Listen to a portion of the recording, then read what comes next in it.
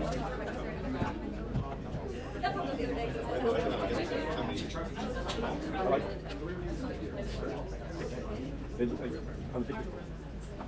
good morning, everybody. Thank you for indulging me in starting a little bit late. I had a bit of a child care issue, and we will go today until my voice gives out, which may not be too long. Let's pick up where we left off last time. I just want to recap the same transaction test for claim preclusion, because when you're working on a claim preclusion problem, these are probably the steps that you want to go through. Okay? Make sure you're analyzing those three elements: same facts, same parties, judgment on the merits. Okay? And so picking up where we were on these problems, I think that we did not talk about problem number 2, right? We did number 1, but not number 2. So same facts is in problem 1. What are those facts about? This is the cardiac case. Okay?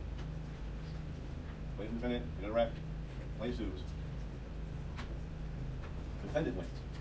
Okay? We said the proper vehicle in case 2 for the defendant to get rid of the case is going to be a what? Yeah, motion for summary judgment. Say it loud and proud. Attach that prior judgment. Say, look at this. This already happened. Make it go away, Judge. Judge makes it go away. Oh, right. So, altering that hypo a little bit. Same thing, except plaintiff wins in the first trial. Ignore these 3 at the bottom first. Plaintiff wins. Plaintiff then says, I forgot to sue for damages to my actual car. Somewhat unrealistic. I can't imagine this ever happening in real life, but let's entertain it. I forgot to sue for damages in the first case to my actual car, so now I'm going to do that in case number 2. Is that okay? What'd your gut tell you? I was going to say no. What would your mother say? Still no. No, can't do that. You already had a shot at it. How does this break down if you're going to analyze it on the elements that we had before? Okay, let's go. Same facts? Yes. Same facts and parties. It's still Same parties? cause damage to the car. Same parties? Even if I go back and just sue, let's say, an insurance company, right? Still same parties, because those parties are going to get privy. You sue an insurer for a party, you're essentially suing that party. Same parties. Judgment on the merits? Sure. Yeah? Are we okay with that? That's not causing any confusion, right? If it is, let me know. Now, what if case 1, what if the defendant gets a summary judgment on case 1? And plaintiff, does that change anything? The plaintiff then come back and say, all right, well, look, you got a summary judgment on this case for my personal injuries, but come on. You haven't litigated over the damage to my automobile. Is that still a judgment on the merits, a summary judgment? Well, some mixed responses on that. Is a summary judgment going to be a judgment on the merits? Yes. Yeah. Summary judgment, generally speaking, going to be a judgment on the merits. A judgment on the merits.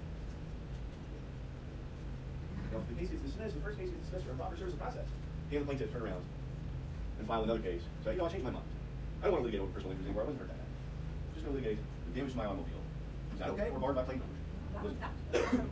Okay. If a motion for summary judgment was granted because the plaintiff did have the necessary facts to prove the case, but then they did get the facts, is that still precluded? Yes. Yeah, because the summary judgment contemplates you've already had time to discover, you've already had time to get those facts. You can't go running back to the courthouse and say, look, I've got new facts. There's devices for that. When they were outside of the complaint? They were outside of the complaint. We're talking about stuff that's outside the original complaint. We're talking about summary judgment anyway, aren't we? Right? Just. Very hard to process with you that day because the case, there wasn't a judgment based on the merits, it was a procedural thing. Yeah, that's right. That's the answer there. The judgment is not based on the merits. Sure. The case is kicked out for improper service of process. That's not a judgment on the merits. So claim preclusion would not bar a second suit under those circumstances. That makes sense, everybody. The last one is the one that's really fun. What if the plaintiff had obtained a default judgment against the defendant? The defendant decides, I'm not going to defend this lawsuit. Let's get your default judgment. Plaintiff gets the default judgment and then says, well, that was easy. I'm going to turn around and file another lawsuit. Get another judgment. What do you think? Is that okay? Where's your gut tell you about that? What happens if you apply a free court test? Is it the same transaction? Same facts? Yes. Same parties? Yes. So we're left with asking, is that default judgment a judgment on the merits? The answer is usually yes. I just decide not to answer. Think about requests for admissions. Think about how we treat requests for admissions, just by way of analogy. If I decide not to answer those requests for admissions, what happens? We're deemed admitted, right? If I decide to just not answer a complaint, I'm going to be in default. Essentially, the court treats that as, all right, you concede everything the plaintiff says in their complaint, resulting in a judgment on merits. So we go with that. Does that make sense? Okay. Court grants summary judgment to the defendant because the statute of limitations is long. This is almost quasi-realistic, right? Because here in Kentucky, general statute of limitations is 5 years. Over in Indiana, you get 2. Depending on what the cost factor. So, and you saw in our example from last time, the 6-year statute of limitations under New York law versus the 3-year statute of limitations under Delaware law. Right? Remember what happened in that case? keep that in the back of your brain as you try to answer this one. I bring a claim in Kentucky. No, better yet, I bring a claim in Indiana. The court says, no, this is barred by the statute of limitations. All right, I'm gonna come over here to Kentucky. The statute of limitations is more generous. Refile the thing. What do we think? What's the question you have to answer? You know it's same facts. You know it's same parties. Those are usually the easy ones. The question's going to be, what's the judgment on the merits? What's the judgment on the merits? When you put it that way, it's like, what's your gut tell you about this one? Should have Kentucky all along. Should have Kentucky all along. That tells you it's probably going to get kicked out on some grounds, but claim preclusion ain't it. Jessica? But this is what is actually next, because summary judgment is on merits, but the statute of limitations, that's more procedural thing, so it's like, it's a mixture of both. Yeah, in most jurisdictions, when you dig down into the case law, statute of limitations is considered to be a procedural matter. Right? That matters for Erie, and it matters here. Okay? Statute of limitations procedural. So think back to the news story that was here. We'll go all the way back to whatever slide that was.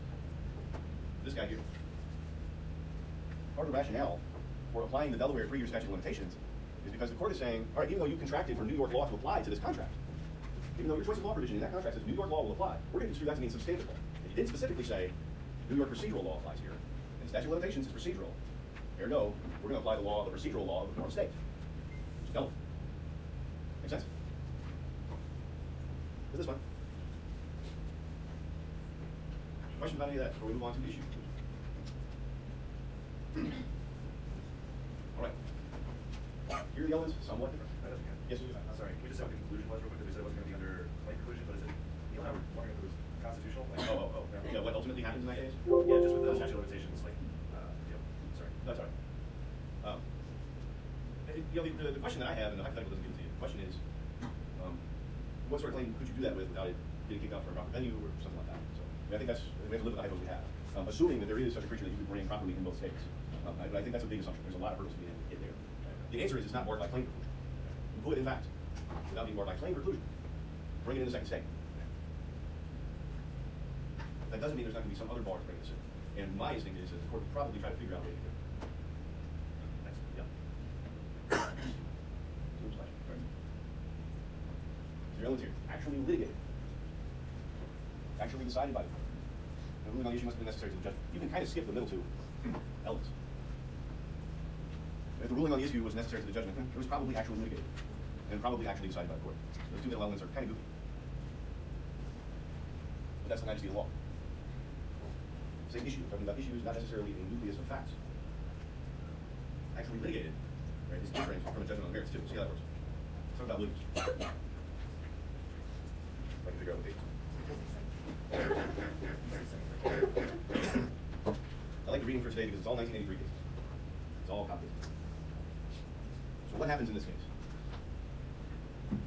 Plaintiff files a lawsuit under 1983 for constitutional torts. Remember, that's the vehicle for getting constitutional torts into the federal courts, which you'll see when you take my civil rights class. Constitutional torts, but then they also pile on all these other state law causes of action. Same set of facts, just different claims. They file this case in the state court, and then what happens? What's the first thing that happens when they file a case in the state court? What does the defendant do? What would you do? Sorry? By the way, you have to file a motion for it to be removed to the district court. Did you guys cover this last semester? No? Is removal something that is a matter of discretion or a matter of right? Removal jurisdiction? Yeah, matter of right. Matter of right. You just simply file a notice of removal as the defendant. File a notice of removal, refile the case in federal court, defendant takes the filing fee, and go on. So, the defendant decides, no, I'm going to litigate this in state court. We're going to litigate this in federal court, which always you'll hear from the defense attorney next week. Always happens in this kind of case. They remove the federal court, and the federal court exercises supplemental jurisdiction, or pendant, with an E, not pendant, unless you're into jewelry litigation.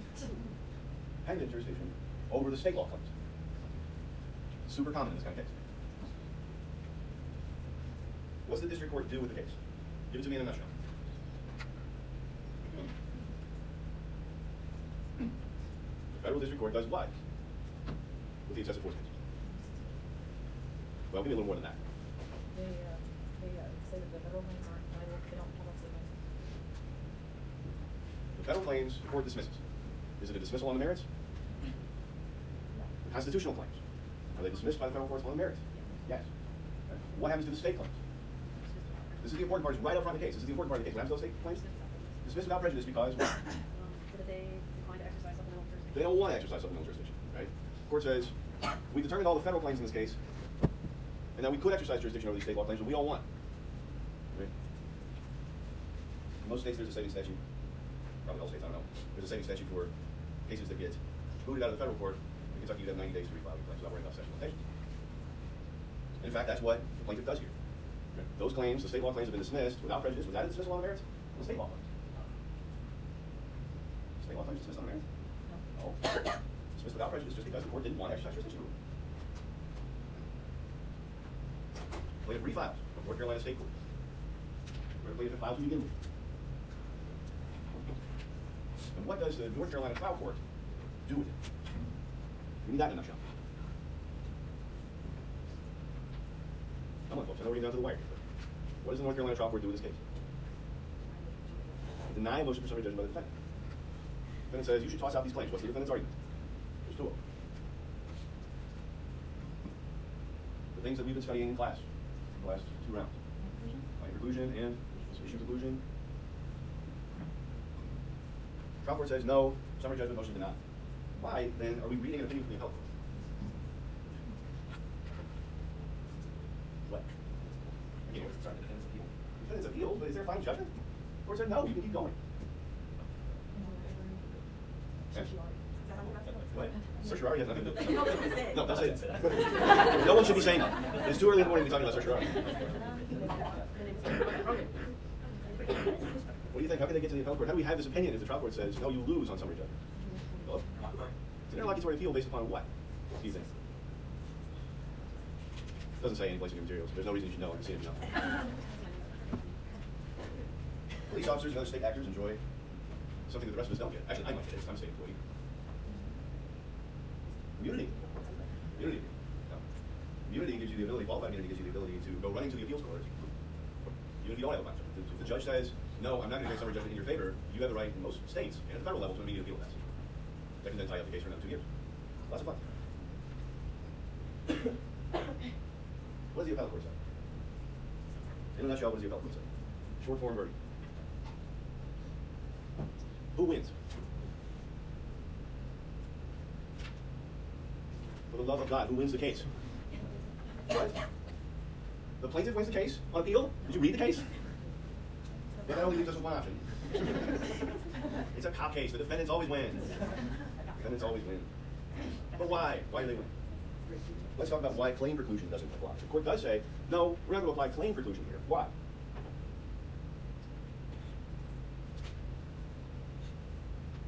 We've already covered it. There was a final judgment. There's no judgment on the merits. That's it. That's it. No judgment on the merits for the state law claims. Okay? There's a judgment on the merits for the constitutional stuff. That's over here.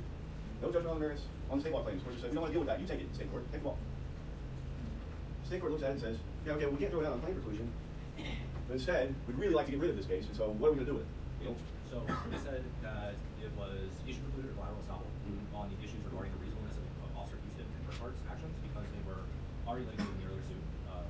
The issues were actually raised and adjudicated in the earlier case 1. They involved the same parties in case 1 and case 2. And that issue was essential to the resulting judgment in case 1 on reasonableness. Is this the same issue? The court seems to think it is. I'm a single plaintiff's lawyer. The court says, the federal court already ruled on summary judgment that the officer's actions were reasonable under the Constitution. The court didn't rule on all these state law issues, but, close enough. Close enough.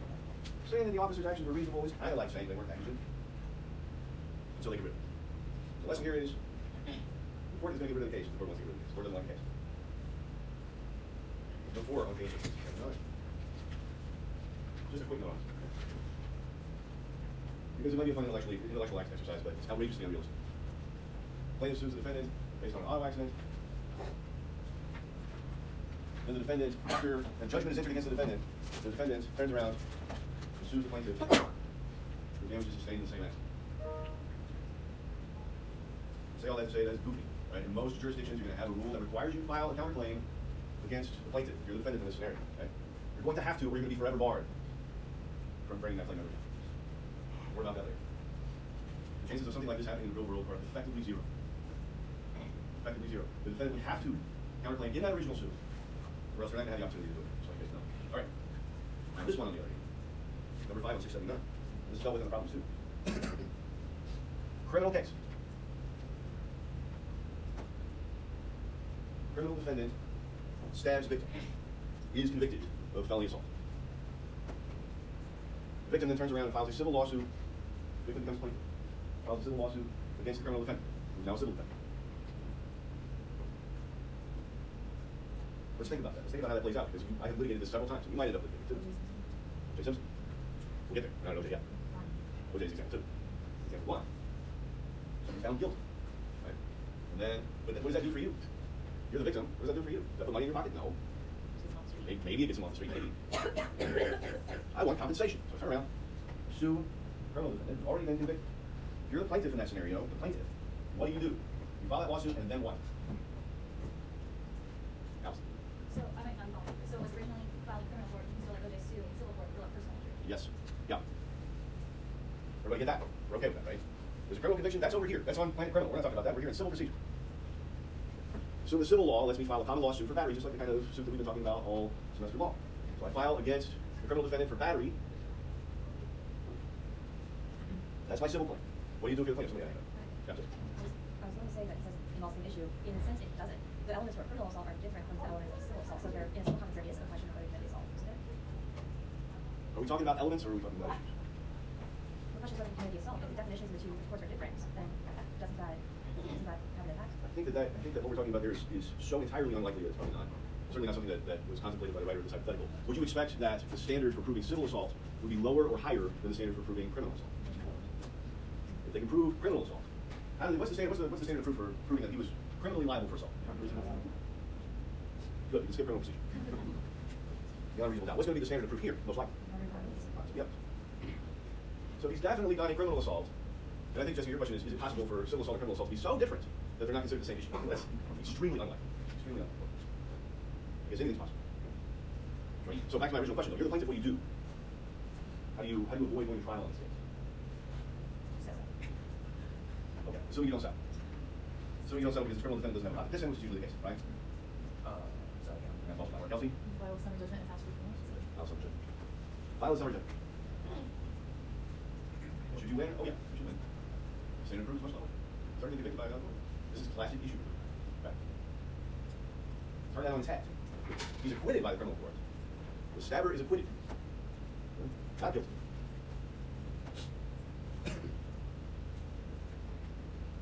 Is the victim going to be precluded from bringing a lawsuit against the attacker? Now, what do we say? No. We know that because O.J. Simpson. But why not really? Why not really?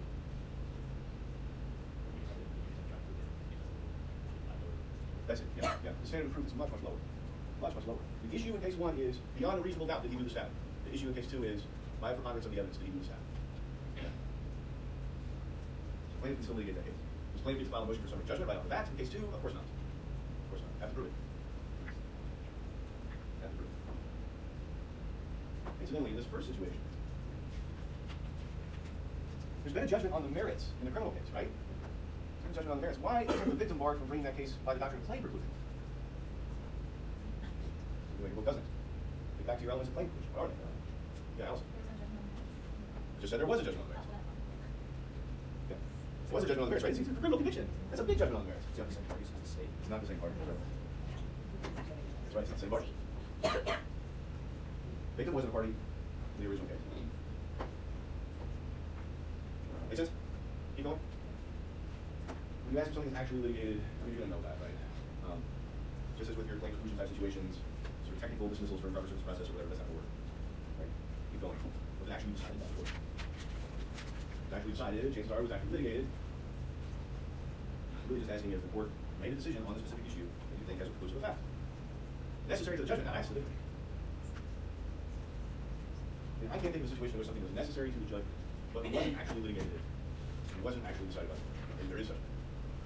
Always willing to be proved wrong, but I can't think of it. Let's talk about Stenley. Another cop case. Right here in Florence, Kentucky, well, not right here, but right up the road. again, involving two separate cases. This case is kind of the opposite side of the coin of the other case that we read.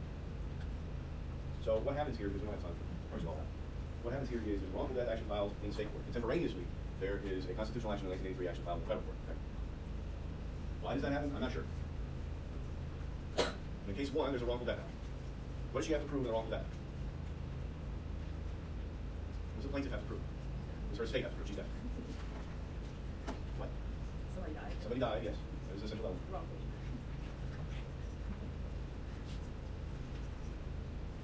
What do we think? Did you guys read this case? Maybe.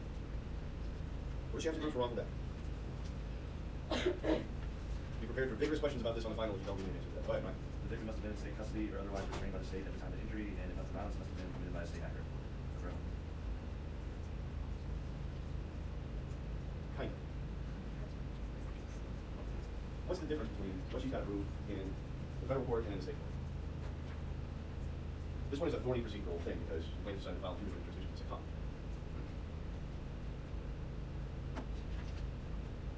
And I think the case is super confusing. Well, it's probably super confusing to you folks because anybody who's never litigated trial case before. There's different standards of proof for wrongful death action on the one hand and constitutional action on the other hand. It's a lot like Williams. Where in Williams you've got state law claims and federal claims that coexist in the same case. Okay? Here, you've got it in two different cases. So you end up with the absurd reality of state courts and federal courts coming to different factual conclusions. Police officers, the sheriff's deputies, anyway, police officers, law enforcement officers, pour her into this vehicle. And she subsequently wrecks and dies. And in the state court litigation, they say, well, she was never in custody. Okay? She was never in custody. And she had to be in custody at the time she was killed for wrongful death to apply. Okay? There has to be a special relationship for police officers to be liable in this situation. There has to be a special relationship, meaning they had to have her in custody at the time she died. That's the state court claim. Right? The federal court claim is, the mechanics of this, the substantive due process claim, the 14th Amendment claim. She had to be in custody at some point in time. And the police officers had to have created the danger in some way, put her at an unreasonable risk of danger. So in case one, she would have been in custody all the time, and the court says she was never in custody. And in case two, the federal court says, yeah, she was in custody at some point in time, but not the whole time. Right?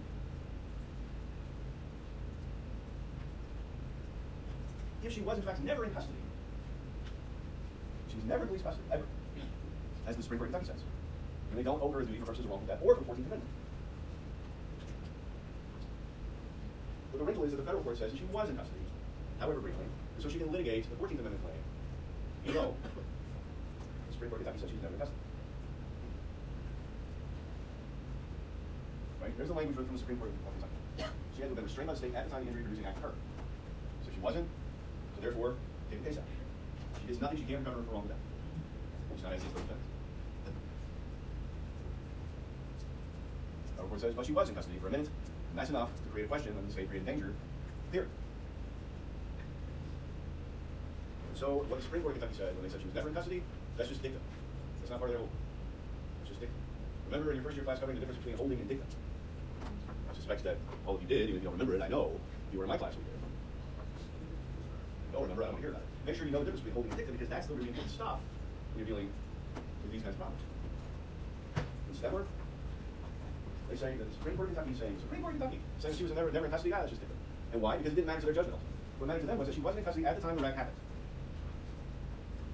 So if, for 14th Amendment purposes, she had to be in custody at the time the wreck happened, then the issue preclusion might be a thing. But she didn't. All the 14th Amendment requires is for police officers to have had her in custody at some period of time and set motions and events, and set events in motion. That was close. Set events in motion that led to her death. Worry about the exceptions to the issue. All right, problems. Questions about Stemmer? You okay with that? That's a confusing case. Yeah. It's kind of like the scope for the 14th Amendment claim is bigger than the scope of for the state claim, so like they don't line up and the issue hasn't been decided. Is that a fair way of thinking about it? Kind of. Yeah, it's different in the sense that the state law is more demanding. Yeah. Okay? I mean, actually, the federal law is extremely demanding. But the state law on wrongful death as applied to state actors is in some ways more demanding because she would have had to, at least the way they construed in this case, she would have had to have been in custody the whole time. And the 14th Amendment just requires that basically requires the officers to have created the danger for her in some way. Okay? So it is subtly different. And And I think this is the rare occasion in which you see a judge go out of their way to make sure the plaintiff's claim is preserved. Yeah. I think I get it, but can we do another, because it is kind of that is confusing, can we do like another hypo of that? Another hypo of what? Is similar? If that's like. You don't like problems or anything? Well, like, that one doesn't have a different, right? Or, It's not the same claims. Like, are you wanting to flesh out more of the difference between wrongful death and no, 14th Amendment? Or? I guess the whole point of the reason why it was excluded from the federal versus the state's holdings, because the state's holdings is all about dicta, and so it was. Right, and in terms of the elements that we talked about for issue preclusion, what is the element that's lacking? Let's go back.